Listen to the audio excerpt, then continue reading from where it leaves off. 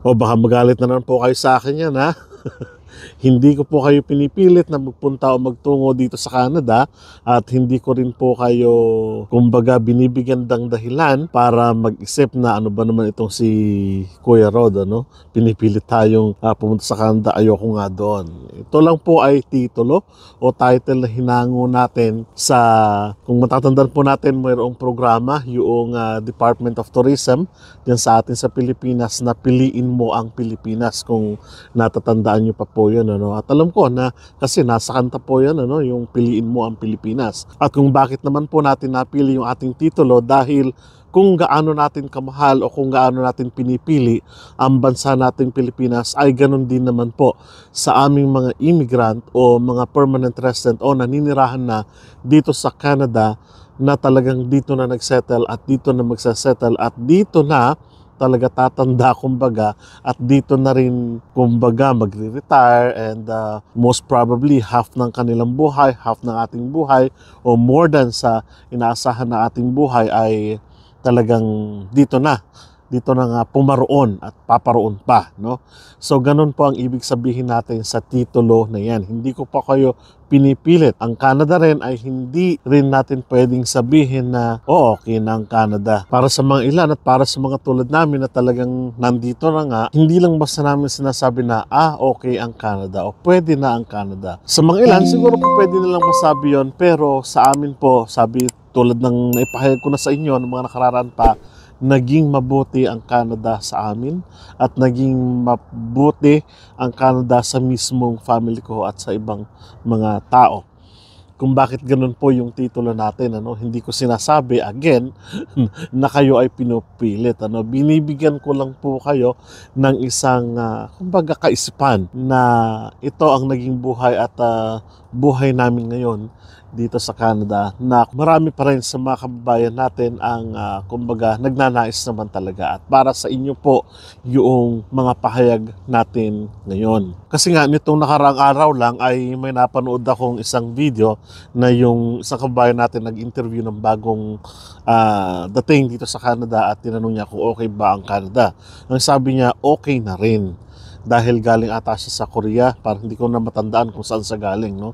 So galing siya doon at sinabi niya na okay na rin. Parang ganun, maraming nag-react at napangiti na lang ako doon sa sinabi niyang okay na rin, no? Pero kung tutuusin ay doon sa mga huling bahagi ng kanyang mga pangungusap ay parang mas gugustuhin niya na manirahan dito sa Canada kumpara o kung babalikan niya ang Korea, kasi sabi niya mas advanced ang technology and so on and so forth, mas maraming nightlife, pagkain, mas mura daw ang Korean food, of course nasa Korea siya, at mas marami yung mas active, yung vibrant, ibig sabihin na pamumuhay doon ay mas okay kumbaga sa kanya, no? At samantalang dito daw sa Canada ay medyo mas boring nga, medyo mas hindi ganun karami yung nightlife. Well, in fact, totoo naman po yun, ano, na mas kakaunti yung nightlife dito sa Canada. Halimbawa, dito sa Regina, wala nga, bibihira nga ang nightlife dito eh. Talagang pagdating mo ng araw, ang mga tao, katuloy ito, nasa park ang mga tao, jogging, walking, kasama yung family, yun yung ating activities dito. More on sa healthy side. Hindi ko alam kung matatawag na health side yun, pero mas health conscious kasi ang mga Canadians kumpara, sabi ng ilang mga statistika, ha, hindi ako nagsabi na mas healthy yung pamumuhay ng mga Canadians kumpara sa ibang mga bansa, no? Pero marami talaga ang hindi unhealthy naman, no? Katulad pagkain, kasi halimbawa sa pagkain na lamang, pagkain ay medyo kapag sumasahod ka, mas may kakayanan ka na bumili ng masasarap na pagkain. Kaya iba naman, medyo dun naman tumatagilid, no?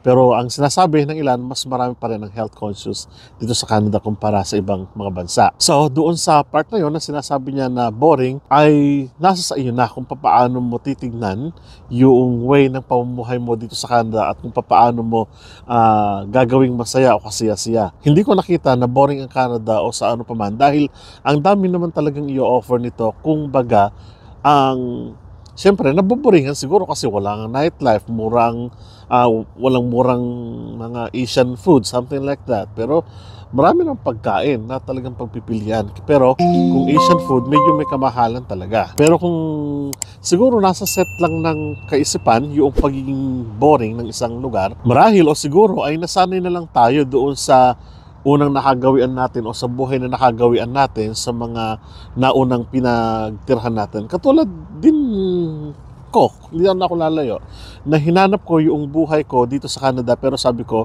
Canada is really different dun sa Pilipinas talaga. Halimbawa, yung nagmumotor ako, pupunta ako ng Cagayan province, pumunta ako ng iba't ibang lugar sa lugar namin. Maglalamyerda ako kasama ng aking mga barkada, kakain sa labas, kahit simple lang. So, yun yung sinasabi marahil ng ilang kababayan natin na talagang namimiss nila. At ako rin namiss ko rin yun. Pero, pinilit ko o tinignan ko na pag-aralan yung magiging buhay ko dito sa Canada. And habang pinag-aaralan ko, sabi ko, iba talaga ang buhay natin dito sa Canada. Kumbaga, yung standard ng pamumuhay natin dito sa Canada ay iba sa Pilipinas. Kaya, sabi ko nga, sa mga nakaraang vlog natin, ang Canada, hindi pa pwedeng mag-adjust sa'yo. Ikaw ang mag-a-adjust ng pamumuhay dito sa Canada. And it is how you are going to enter doon sa pamumuhay mo na ngayon dito sa Canada.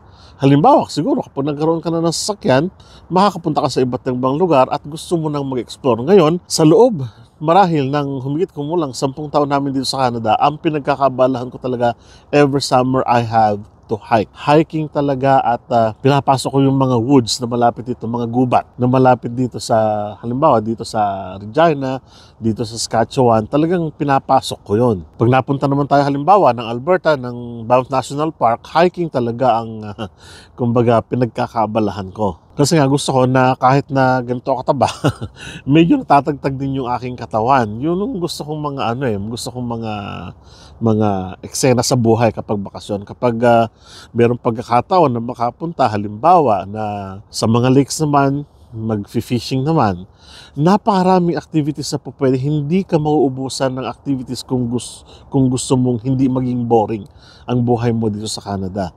It is more, sabi ko nga, kung papaano mo lang talaga bibigyang pansin o bibigyang taon yung buhay mo.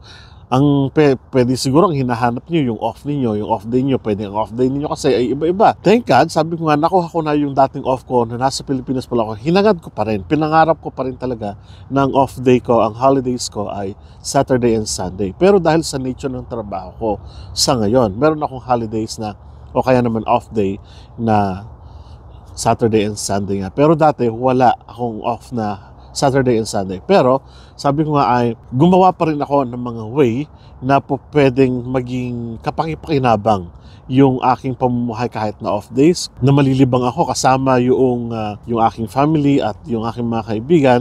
So humahanap kami ng way kung paano ma-entertain yung aming mga sarili. Well, it doesn't necessarily mean na kapag off day mo ay lalabas ka talaga. Hindi na po ganun ibig sabihin. Marami lang talagang way, ang dami talaga. Hindi ka kung sa mall, wala tayong malalaking mall. Katulad ng sa Mall of Asia, wala tayo nandito sa Canada. Kasi ang priority ng gobyerno ng Canada ay magkaroon ng standardized living, health, lahat yan, infrastructures natin, parks na katulad nito, ngayon na kinaupan ko, malinis na lugar, wala ka talaga masasabi sa kalinisan. May mga ilan na makalat pero hindi ganon at hindi kung kumpara natin sa ibang mga lugar, hindi ganon ka Kung gusto mo naman ng wildlife, maraming wildlife, may mga squirrel dyan, may mga goose dyan, may mga kung na dyan, beaver dyan, mag-observe ka lang, magmasid ka lang. So, ibig sabihin, piliin mo ang Canada in the sense na kapag nandito ka na, talagang isa-settle mo na yung sarili na, nandito na ako. Gagawa ka na ngayon ng way na ma-immerse mo na yung sarili mo dito sa Canada. Katulad ng sa Pilipinas, habang lumalaki ka, siyempre, yan ang kinalakhan natin di ba? Diyan tayo lumaki sa pagkain na yan, diyan tayo lumaki sa kultura na yan, diyan tayo lumaki sa weather na yan, mainit, diyan tayo lumaki doon sa nalipunan na yan na ginagalawan natin sa kasalukuyan. Ibig sabihin, yung immersion mo doon, mahirap na talagang tanggalin yun. Kaya pag pumunta tayo sa ibang bansa, Ganun din ang mahahanapin natin. O kaya maghahanap tayo ng way na ihahalin tulad natin yung sitwasyon natin dati halimbawa sa Pilipinas. O kaya naman 10 taon ka sa Korea, 10 taon ka sa Japan, wherever. Hahanapin mo yon kapag pagdating mo dito sa Canada. So yun lang po ang ibig sabihin yan. No? Kung magkakaroon ng pagkakataon na makarating dito sa Canada, piliin mo ang Canada. In the sense, sabi ko nga, na yung katauhan mo, buong pagkatao mo talagang dito ka na, kumbaga, maninirahan, dito ka na mamumuhay, dito ka kikita, dito ka yayabong, sana, yumabong, at yan ang panalangin natin, ano? Huwag mong hayaan naman yung sarili mo na mabore ka. Huwag mong hayaan yung sarili mo na wala kang ginagawa pagdating ng panahon na, naboboring na ako. Gumawa ka ng way. Huwag mo hayaan yung sarili mo na nag-start ka from zero, hindi ka na magle-level up. Don't do that sa buhay mo. Kasi maraming opportunities ang bibigay sa iyo ng Canada, no?